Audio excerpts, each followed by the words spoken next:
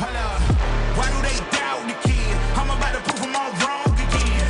I got a low tolerance, cause they don't even know what the problem is. It's me. You waiting on the boy to fail, then hold your breath and face your death. Cause you play a roulette with each step I progress, no less. Go ahead and place your bets, cause we know who we at, we know we top tier. Cause all the hate that you bring, we know it stops here. I'm taking off like a rocket here, ain't stopping here. It's strange how they cannot see the future, but see profit here. Wait up, we gon' always win. Hello, I can't take no loss. My team hold no L's, no.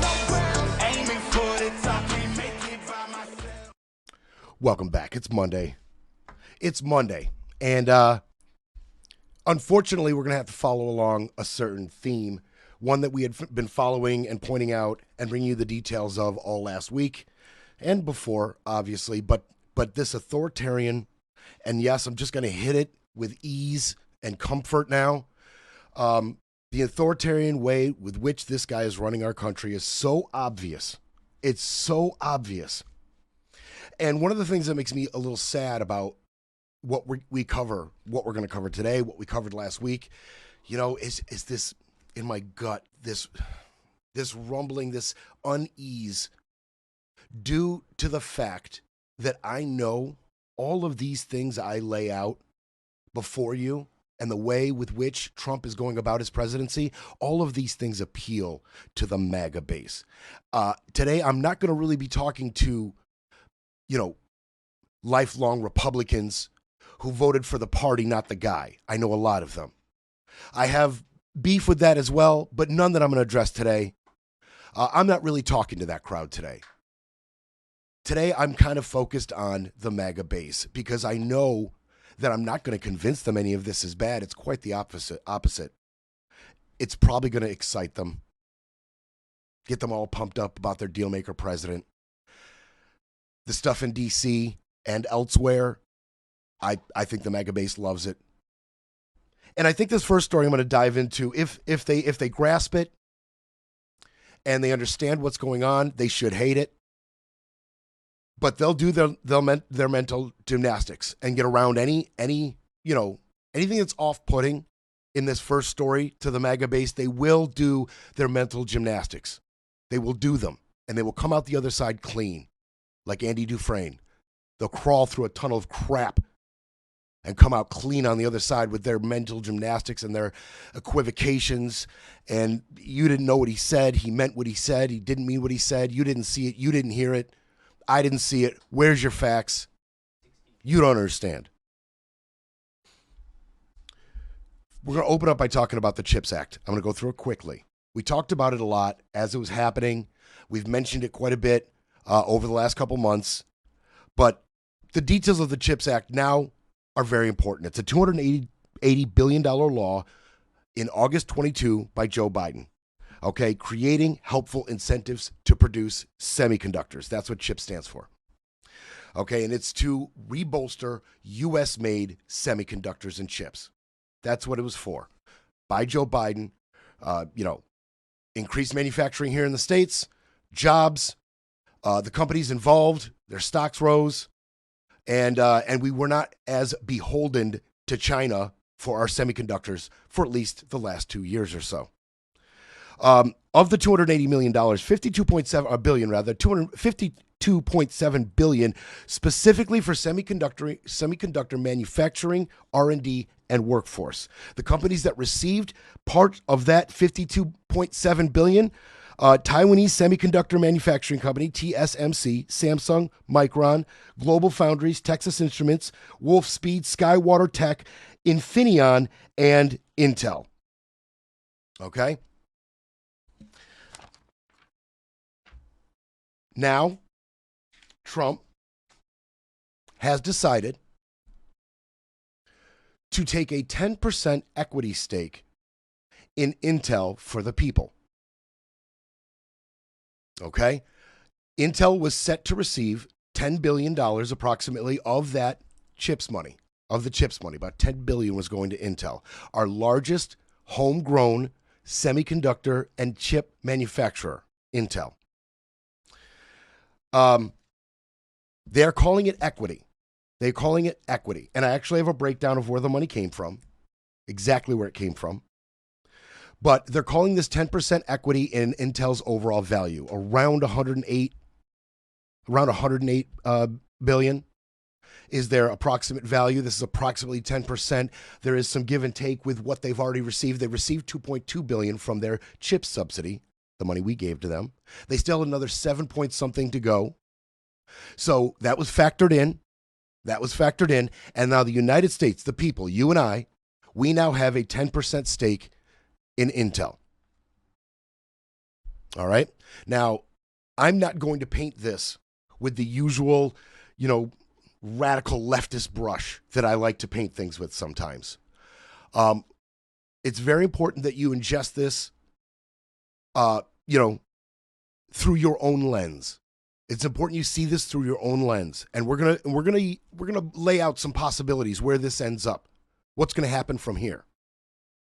But if your first thought is, well, that's socialism, that's a state-owned entity, that's a state-owned enterprise, that's socialism. If that was your first thought, well, a lot of times your gut is right. I think a lot of my adults in the audience know that. How many times has your gut been right? And your gut is right this time if you're calling this socialism. MAGA. Go check it out. This is what socialism is. Your dear leader. His fingerprints are all over it. He loves it. President, in Israel. Two questions. One is that Intel. There have been reports that you're considering taking a stake in Intel. About the 10%? But the 10%. Yeah, I met a man. He was a very nice man, and I called for his removal because I saw something by a man named Tom Cotton, a senator from Arkansas. He's a great guy, friend of mine, supporter of mine, big supporter. I'm a supporter of his too. And he wrote a pretty nasty story about the head of Intel. And I said, well, if that's right, he should resign. And he came in, he saw me, we talked for a while. I liked him a lot. I thought he was very good. I thought he was somewhat a victim, but nobody's a total victim, I guess. And I said, you know what? I think the United States should be given 10% of Intel. And he said, I would consider that. I said, well, I'd like you to do that because Intel has been left behind, as you know, compared to Jensen and some of our friends, NVIDIA, some of the people, and the people in, because Intel should have never been. Intel was the biggest, most powerful chip company in the world. Okay. What's he talking about? Who's he talking about? He's talking about the CEO of Intel. The curious case of Lip-Bu Tan. Lip-Bu Tan, CEO of Intel. Born in Malaysia, founded the capital firm Walden International in 1987, served as CEO of Cadence Design Systems from 2009 to 2021, and appointed CEO of Intel in March of 2025. He is a highly successful, well-regarded CEO with a ton of experience in charge of our largest domestic chip manufacturer, Lip-Bu Tan. That is who they're talking about. Now, he is referring to, I saw a report about a guy, I saw a report about the CEO. Okay, this is what he's talking about. Welcome back. President Trump set to sign an executive order which would penalize big banks and possibly crypto companies for discriminating over customer politics. He'll reportedly instruct regulators to review banks for, quote, politicized or unlawful debanking practices. The president calling out JP Chase and Bank of America, saying both of those banks refused his money, refused to accept more than $1 billion of his deposits. Both banks have denied the claims. In fact, JP told Fox Business. Okay, hold on. I got to fast forward this a little bit. For political reasons, and we agree. Bear with me. United States, and in this case with Apple. And of course, there's a reason you see so many CEOs right now trying to get in front of President Trump because they want a voice at the table. What do you make of what's going on in the semiconductor sector? I mean, on the one hand, President Trump is trying to encourage all of these companies to fire up manufacturing in the U.S., but look at Intel and how far it has fallen. Arkansas Senator Tom Cotton is pressing the board of Intel right now about its new CEO and his potential ties to communist China. Okay. All right. There it is. So, sorry, I had to jump around a little bit. Potential ties to communist China. Okay, Tom Cotton raised alarms about Tan's heavy investment in Chinese tech firms, allegedly, possibly linked to the Chinese military. Okay, and in response to this So he's watching TV. He sees this news story about this guy Lip-Bu Tan, and immediately fires off. Publicly demanded Tan's immediate resignation on August 7th. Called him highly conflicted on Truth Social. Okay, and Intel stock fell 3 points immediately. Tan shot back at the time, right after, calling out a lot of misinformation, and issued a letter to employees defending his integrity and emphasizing his cooperation with this administration. Okay? Now, this is how this played out. First, how we got here. This is how this played out. Trump sees this story about Lip-Bu Tan, Intel CEO, possibly being a Chinese spy, basically, to paraphrase. Okay? And Lip-Bu Tan immediately conferred with all of his executives, okay? On August 10th, they arrived in the States and they game planned. And all the people around him, his lawyers, his executives, they said, listen, you gotta kiss his ass.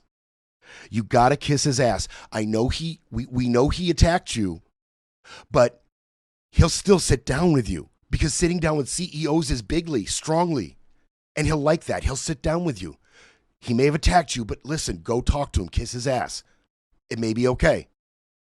On August 11th, the very next day, Lip-Bu Tan sat down with Trump, Howard Lutnick, and Scott Bessent, all in the Oval Office.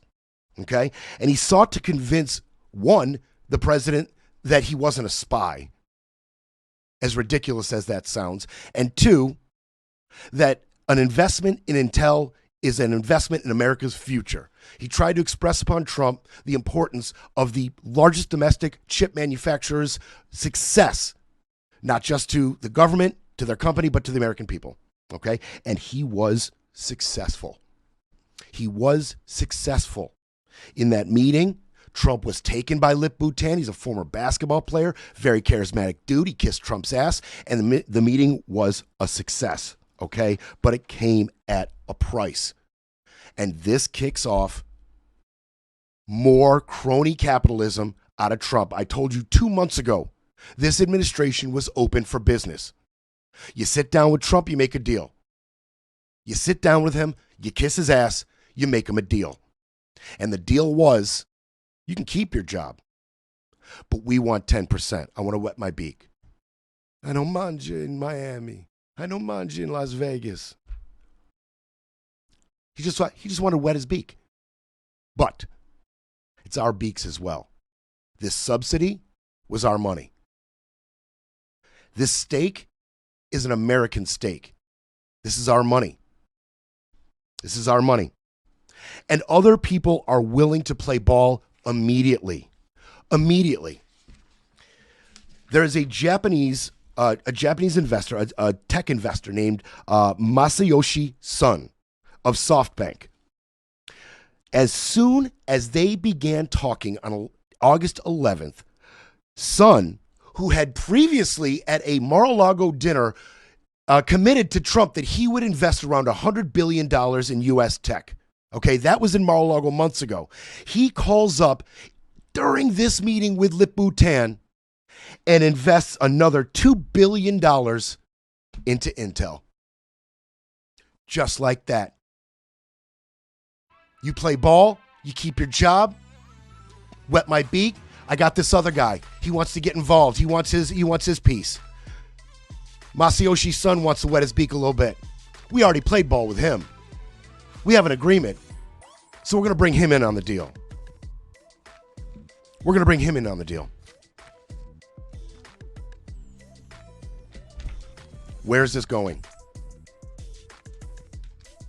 He was out here saying earlier today, we didn't pay anything. No money. None of the American people's money was invested. Just heart and soul in this deal. Wrong. This is our money. This was our subsidy. The 280 billion CHIPS and Science Act. Those are subsidies. That's our cash. We paid for it. It's our investment. You took our 10 billion down to the casino. Where's it going to end? He says we're looking at other companies. Other industries. It's time for a quick break, then we break some more. You're listening to Brett Breaks Things.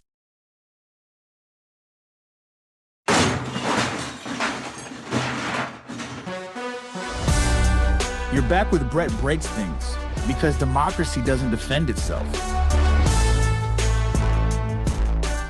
And I think it's a great deal for them, and I think it's a great deal. He walked in wanting to keep his job, and he ended up giving us $10 billion for the United States. So we picked up $10 billion, and we do a lot of deals like that. I'll do more of them. If somebody has, like we have restrictive covenants with Jensen. We have, it's NVIDIA.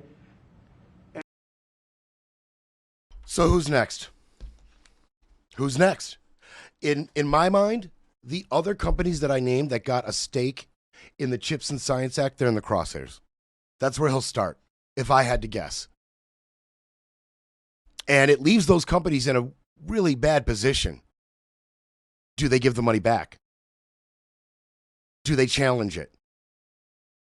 What do these companies do when you know the Don is going to want to wet his beak in your little pond? He's going to want to dip into your cash, into a stake in your future. And that's the other thing, the future of the company. Now, there's been no commitment by this administration that they're going to sell these stakes at any point. No commitment. Because we have taken a part in businesses in the past, especially during the financial crisis in 2003, 4, 5, that time period. We did take part in certain banks and businesses, but with commitments to divest. We're gonna invest and make you money and help you survive. And at this point, we're gonna divest and give control completely back to the company and its shareholders. There's been no commitment to divest here. None. We don't know how long this could last, maybe forever, and how much not only the stake in Intel grows, possibly, if it goes well, or what stake we'll be taking in other companies, not just the tech sector, by the way. And, along that line, it raises questions about the company's future and its competitors. We have taken what's called a golden share before. But what does that really mean? I mean, they say that they're not going to have anybody on the board and they're not going to make any decisions for Intel. Do you believe that? Can Trump afford to lose this money on Intel?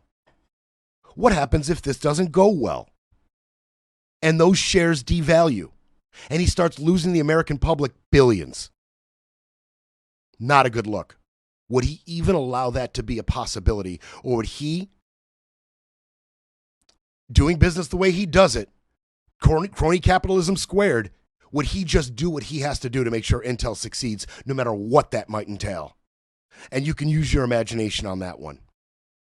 I'm not going to sit here and start speculating the different ways the most powerful man in the world could affect Intel stocks.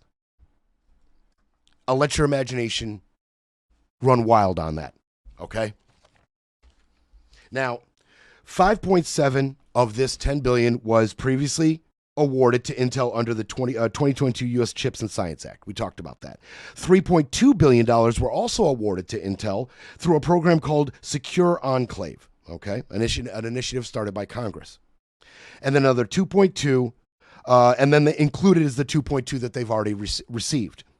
So 9.9% of their equity, around $108 billion company. What does this mean for their competitors? What does this mean for their homegrown competitors? Samsung, TSMC. Samsung is a South Korean company, but they have plants here. But other main competitors, not just the homegrowns, all of them. Samsung, Taiwan Semiconductor Manufacturing Company, Micron, NVIDIA, Global Foundries. What does this mean for them? At the very least, if you're a shareholder in these companies, this is not a good thing in your eyes, right? This cannot elicit shareholder confidence in Intel's competitors. How could it possibly? Now they've got the biggest backer in the world.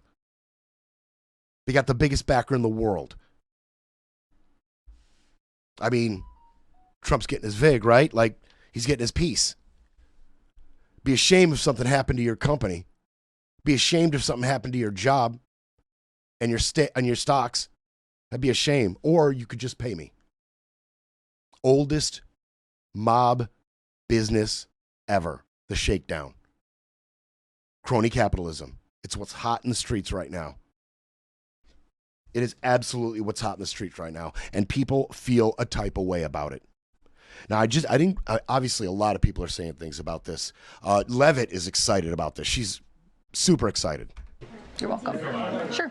Caroline, can you describe the president's perspective on taking a stake in Intel in exchange for federal grants? Mm-hmm. And are we expecting to see the White House make similar arrangements with other semiconductor companies and manufacturing companies? Well, the president, he's been very clear about the need to reshore manufacturing. That's critical to our national and economic security. That is especially in regards to chips and semiconductors, which is why the president has initiated the Commerce Department to conduct a study on semiconductors, a Section 232 investigation, so we can ultimately implement tariffs. And it's why our export license requirements remain in place as well. As for this 10% government stake deal, the Department of Commerce continues to work on it. I know Secretary Lutnick is working on it and ironing out the details, but the president wants to put America's needs first, both from a national security and economic perspective. And it's a creative idea that has never been done before to ensure that we're both reshoring these critical supply chains while also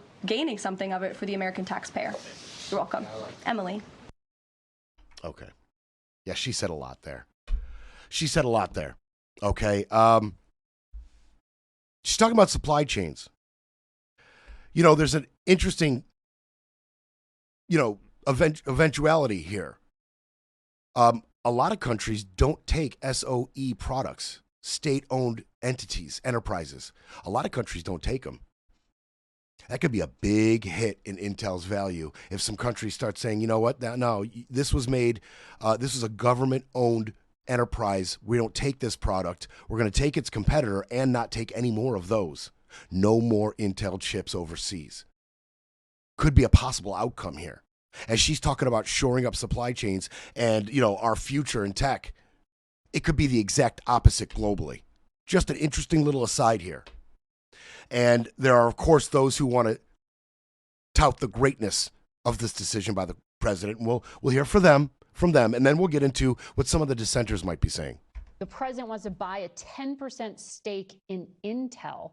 That company says it's going to now basically have U.S. taxpayers as a shareholder, own 10%. As a conservative, do you think that the government should have ownership stakes in private companies?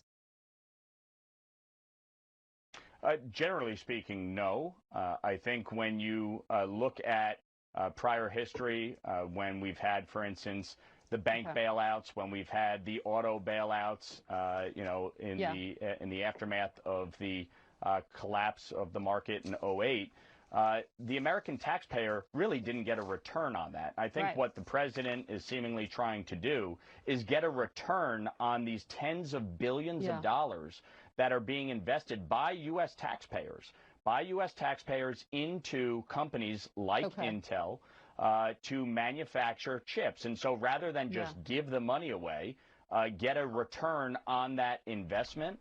Maybe.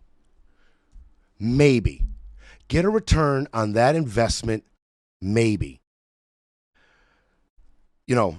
Aside from the effect on its competitors, aside from it actually becoming an SOE for real, like the government just starts running the business, will it even be successful is a big key here. Because, I'm not sitting here railing, all angry. Not yet. Now, the crony capitalism aspect, the shakedown aspect, is distasteful and unconstitutional and not the way our government should be run. That being said, what happens if he doubles the value of Intel over the next 2-3 years or whatever, and then starts cutting American people checks? Will there be pushback then? When he gets a windfall on Intel shares and actually cuts you a 3K check, 4K, everybody, here's your money. I promise you, his dissenters will be a much smaller group of people after that. What happens if he does it to all these tech companies that receive subsidies and they all succeed? What's the next industry he's going to move into? Why would anybody have a problem with it as they receive checks? I mean, there's detractors for sure.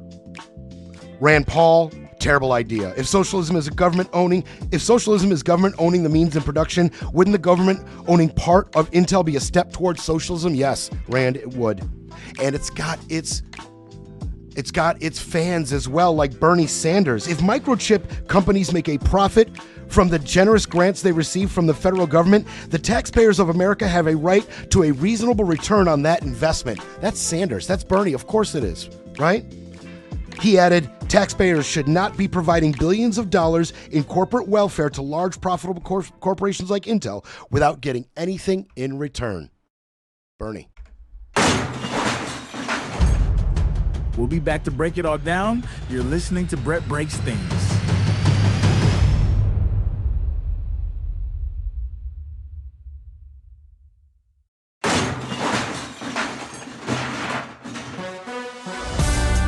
Now back to Brett Breaks Things, smashing spin, silencing the noise, and keeping it all facts, no fluff. Intel to be successful in America, okay? We'd like an American transistor built in America, right? We'd like an American to be doing that. So Donald Trump says, hey, look, let's turn the money that Biden was going to just give away and turn that to equity for the American people. Yes, it is a worse deal than giving it away. But when you put this money in the hands of Donald Trump, you're going to get a better deal for the American taxpayer. That's who Donald Trump is, and it's obviously the right move to make. Well, all right, it may be obvious to you. Do you get governance here?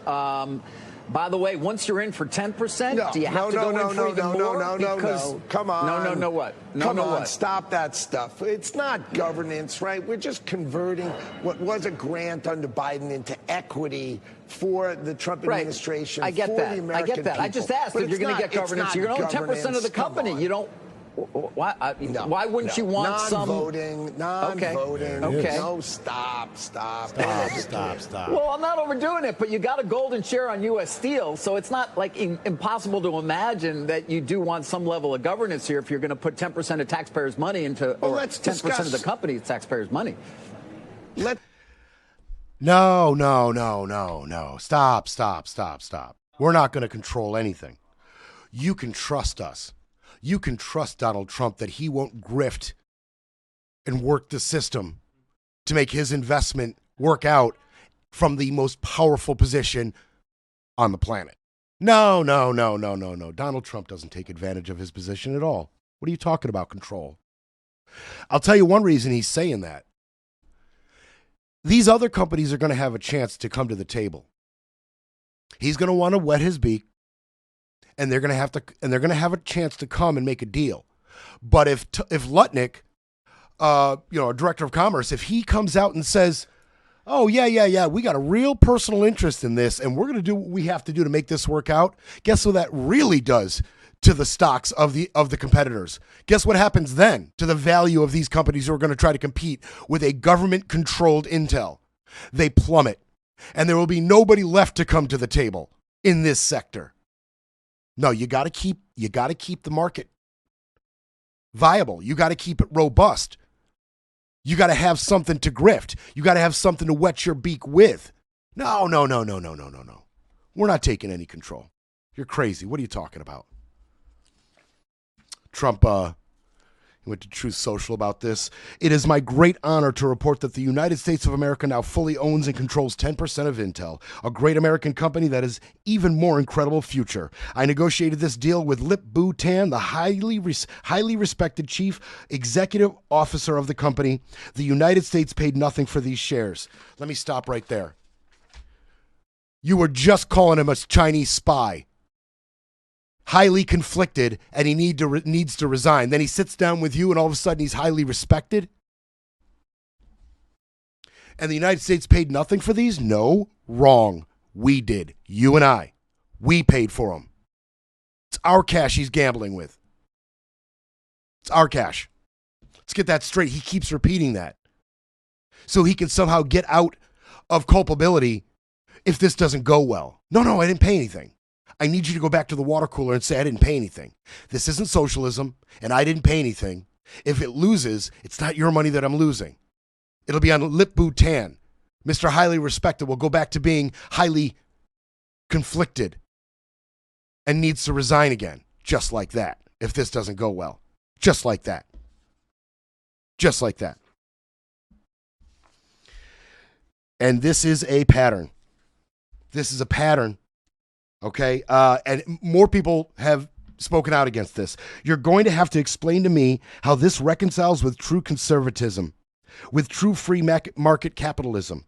I don't see it, said Republican Tom Tillis. Republican Tom Tillis. Scott Lincecum, Vice President of General Economics at the Cato Institute, said, quote, behind closed doors, our very capitalist CEOs and institutional investor class are not happy about this, but companies are keeping their heads down when it comes to Trump. I mean, that says it all right there. Says it all right there. And Lip Bhutan and, Mr. Sun from Japan, they're not the only ones that have sat down with Trump and hammered out a deal.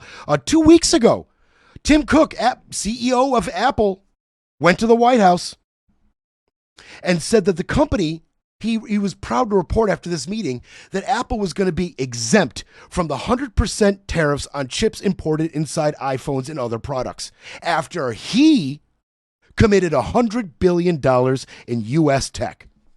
You come with the cash, you come with the bag, you leave with what you want. This is you've seen enough mafia movies to know this playbook. We as an American society are well versed in the tactics of the mafia. Okay?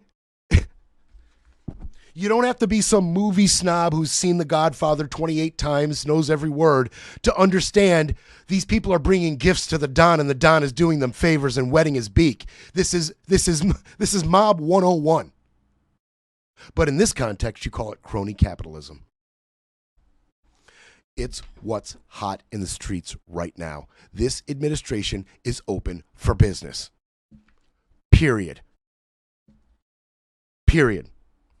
Now, there's been some really interesting reporting. I got to some of the Wall Street Journal reports, Wall Street Journal, Washington Post, just some really good reporting I've been citing out of this. Just a few things. One, I told you this is terrible for for Intel's competitors, rather. Now they're competing with Intel and Uncle Sam. It's tag team. Okay? This is bad for Intel's customers because they may be forced to buy an inferior product. That's right. Intel's actually been devaluing the last handful of years. They have a hard time keeping up with their competitors. They've been basically losing the race for quality, superior chips and AI technology. They've been falling behind. Now they've got an infusion of your cash, an infusion of Uncle Sam's cash, your cash, and its influence on a failing business. And their product may be jammed down your throat, their inferior product. Okay? It is bad for any company, not just tech sector. Any company that has taken U.S. subsidies, you're in the crosshairs. I don't just mean tech, anything. Agriculture, airlines, auto industry, banking, you're all in the crosshairs. We'll see how much control Uncle Sam takes at the board meetings at Intel. We'll see. We'll see how hands-off it is. We'll see if it makes money. Okay? We're going to find out if it's going to make money. Some people are very skeptical of this move. Some people are talking out against this move. the U.S. government would become the largest shareholder of Intel. This is actual socialism happening by a Republican administration. This is a horrible precedent. This is socialism. All of you people were freaked out about Memdami in New York City wanting government-run grocery stores and saying the people need to seize the means of production. That's what Harold Lutnick is doing right now, saying that the government must seize the controlling interest in Intel, the means of production, in order to get government money. You can't just be against socialism when the left does it. I'm telling you, up is down and black is white. I just gave you quotes out of Tom Tillis. Now there's Eric Erickson, a noted far-right conservative podcaster, very popular. Now he's telling you, our dear leader's driving us right into socialism. He's doing it. It's not something that's festering in the nooks and crannies of his government that he needs to root out. No. This is his idea. It's his idea. It's socialism. Well, you've lost another one. You're losing them. You're losing all the best people, Don, like Nick Fuentes and Eric Erickson. You're losing them. Joe Rogan. You're losing all the best people. It continues. For Lutnick to be suggesting this, John Lemire, is just stepping over the brightest of bright lines. We're going to take over a private company, give us 10% stake in a private company. That, by definition, is socialism. Not all the things that the whack jobs say socialism or Marxism or communism is. This is, by definition, the federal government taking over a portion of a private company for their benefit. It's crazy. Yeah, socialism, a four-letter word for those on the right, and yet they're embracing it. Joe's right. This is what this is, and it is yet another norm that's gone.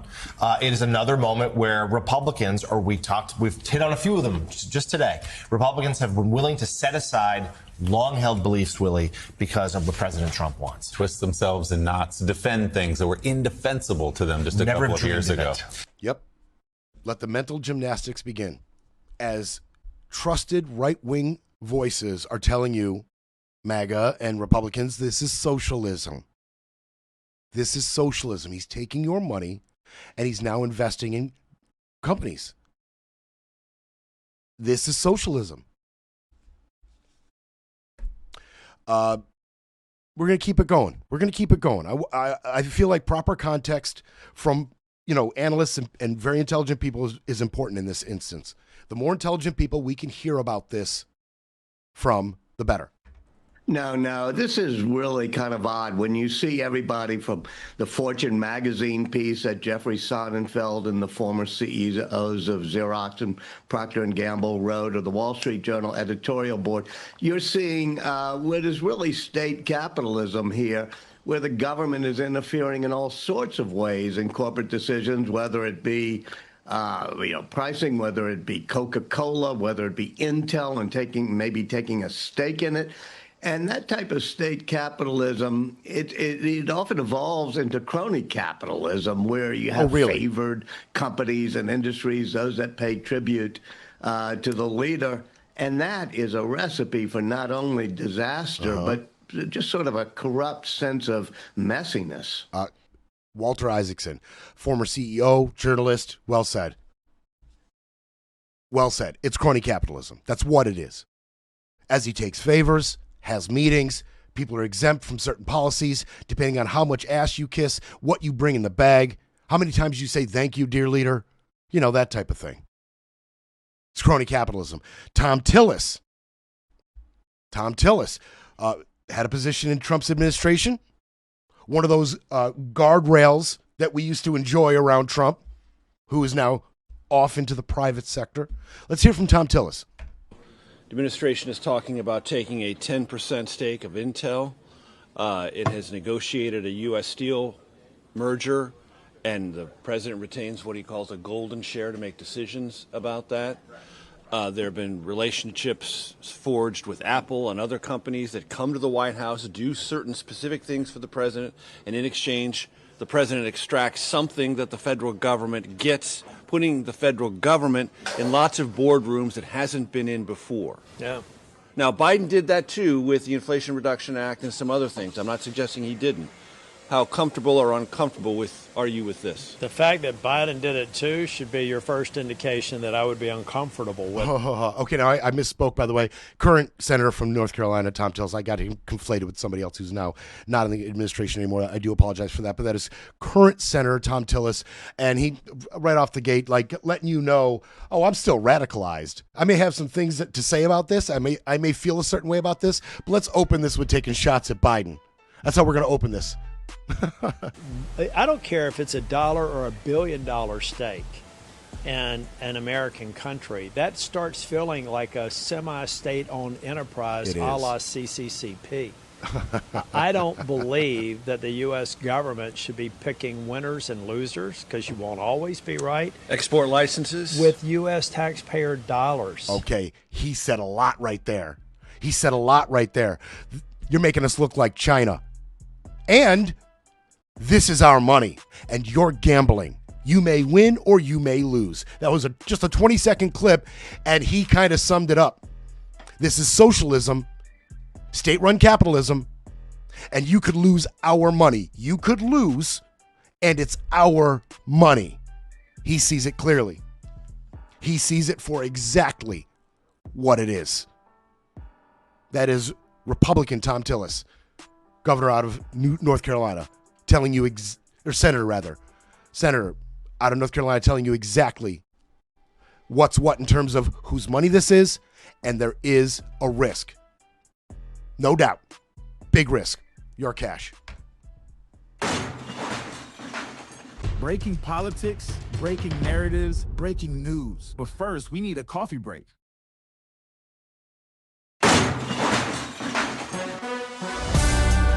You're back with Brett Breaks Things, where the truth hits harder than the headlines.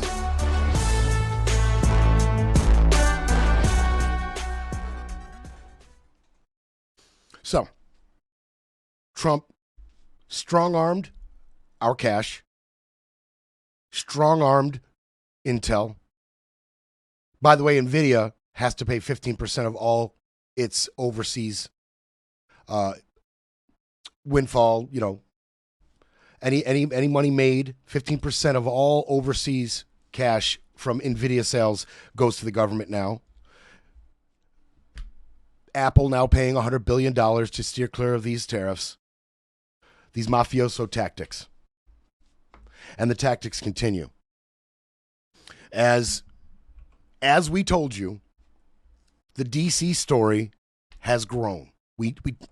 It's not like we're prognosticators over here, okay? It's not like it's some kind of grand declaration and foresight to know that Trump is going to try the federalization trick elsewhere after doing it in California successfully. And obviously, D.C. was a little bit of an easier lift because of the Home Rule Act. Not a big lift for him to get them down. 2,200, by the way. 2,200 troops are now in D.C. 2,200 National Guardsmen are now in D.C. It wasn't some great foresight to see this was going to leak over to other sanctuary cities, right? All those blue cities that he mentioned. Not Memphis, not Little Rock, not Houston. Nope. Just the blue cities. And it is coming to fruition. Okay, it's coming to fruition. D.C. is still on lockdown. D.C. is still under the thumb of Trump's personal army. And I want to say there's an end in sight because we talked about the emergency declaration that allowed him to do this and it only giving him 30 days. Now, Trump doesn't see it that way. And now that our Mayor Bowser is getting a little more vocal about how she feels about it, now Trump's getting a little more vocal about her. And I'm tired of listening to these people say how safe it was before we got here. It was unsafe. It was horrible. And Mayor Bowser better get her act straight or she won't be mayor very long because we'll take it over with the federal government, run it like it's supposed to be run. The numbers were horrible. It was a crime-infested rat hole. And they do have a lot of rats. We're getting rid of them, too. Oh, he's getting rid of the rats, too. A lot of progress. And it was extremely unsafe, and now it's extremely safe. We had virtually no crime. The number was down 87%, and I'm trying to figure out where was the 13% because I don't think it existed. The National Guard has been unbelievable, and they're working with the police, and they have some very good people in there. They have some people that shouldn't be police, actually, but they have some great people there. First of all, you're getting rid of the rats too? Thanks, John. What is Hegseth going to be, the rat czar? Is he going to be the rat basher? So, no fear, DC residents. This is all going to be worth it. The ends justify the means. Trump's going to handle the rat problem in DC. You know, it's funny because he's sitting there, no crime. There's been no crime, is what he's claiming. Yet his DOJ has released reports somewhere around 460-something arrests with 60-something firearms seized. And so which is it? Has there been no crime? Or have you been successfully arresting criminals? You're a liar, Don. That was complete off the cuff. That was a riffing stream of consciousness session right there. Bowser better be careful. We're getting rid of the rats. There's been 0 arrests. He completely just off the top of his head riffed that whole little clip there. No doubt. 100%. 100%. And he continues. And we haven't had to bring in the regular military, which we're willing to do. We have to. Excuse me? And after we have do this, to? we'll go to another location and we'll make it safe also. We're going to make our country very safe. We're going to make our cities very, very safe. Chicago's a mess. You have an incompetent mayor, grossly incompetent. And we'll straighten that one out probably next. That'll be our next one after this. And it won't even be tough. And the people in Chicago, Mr. Vice President, are screaming for us to come. They're wearing red hats, just like this one. Oh, my God. Stop. Just stop right there. Holy crap, those red hats look stupid. Forget the political implications of that hat. It looks so stupid on him and JD. Somehow even dumber on JD. I don't know how that's possible, but it's definitely true. It's definitely, that's what I was talking about. It's necessary we bring in regular troops. Necessary.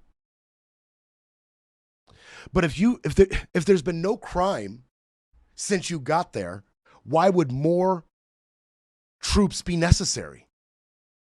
I don't understand, Don. I thought there were no arrests. Mission accomplished. You made DC safe again. 0 arrests, right? 0 crime. Maybe one of the reasons people are afraid to commit crimes in DC right now is because the National Guard has been greenlit to carry its pistols and rifles. And it's been greenlit to make arrests. Now, there's a caveat. There has to be an imminent threat of death or serious bodily harm, but that's objective, right? Like,